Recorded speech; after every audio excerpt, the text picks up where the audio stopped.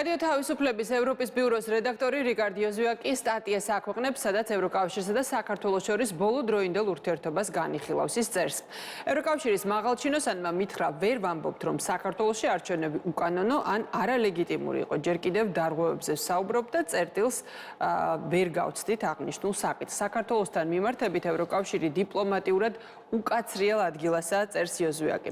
საპარლამენტო არჩევნებიდან 3 თვის შემდეგ ევროკავშირი და უფრო ნაკლებად, თუმცა ნატოც ვერ წყვეტენ, როგორ წარმართონ ურთიერთობები საქართველოსთან. ევროკავშირის საბჭოში, რომელიც ბლოკის ყველაზე გავლენიანი ორგანოა, სიტუაცია არ არის მარტივი. საგარეო პოლიტიკის საკითხებზე, სადაც საჭიროა ყველა წევრის თანხმობა, ქვეყნები ორ ბანაკად არიან გაყოფილი. უნგრეთი და სლოვაკეთი, რომლებმაც ქართულ ოცნებას გამარჯვება მალევე მიულოცეს და მკაცრი პოზიციის მქონე ქვეყნები, როგორებიცაა ესტონეთი და ლიეტუვა.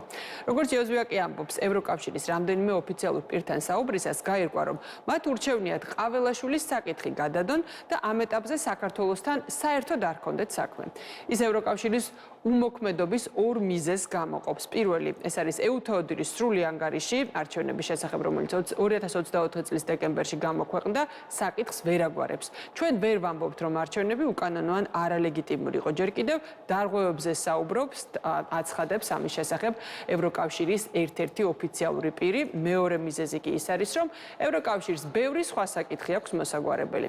27 იანვარს ბრიუსელში საგარეო საქმეთა მინისტრების პირველ შეხვედრაზე განიხილეს უკრაინა, ახლო აღმოსავლეთის სიტუაცია და ახალ ამერიკულ ადმინისტრაციასთან ურთიერთობა. საქართველოს საკითხი მხოლოდ შეხვედრის ბოლოს მიმდინარე საკითხებში განიხილეს, წერს იოზვიაკი.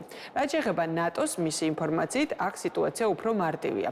ალიანსის ერთ-ერთი მოხელე, რომელმაც ანონიმურობის დაცვა ითხოვა, აცხადებს: დიახ, ჩვენ ყაველაშვილს საქართველოს პრეზიდენტად ვაღიარებთ, თუმცა სიტუაცია რთულია. ოფიციალურად ბევრს არაფერს ვამბობთ, მაგრამ თუ საჭირო გახდება მისი მოწვევა, რომელიმე ღონისძიებაზე მოვიწვევთ. თუმცა წელს ნატოს მინისტერიალებზე ივნისში ჰააგის სამიტზე არც ქართველი მინისტრები იქნებიან მოწვეული და არც ქართველი ლიდერები, წერია სტატიაში.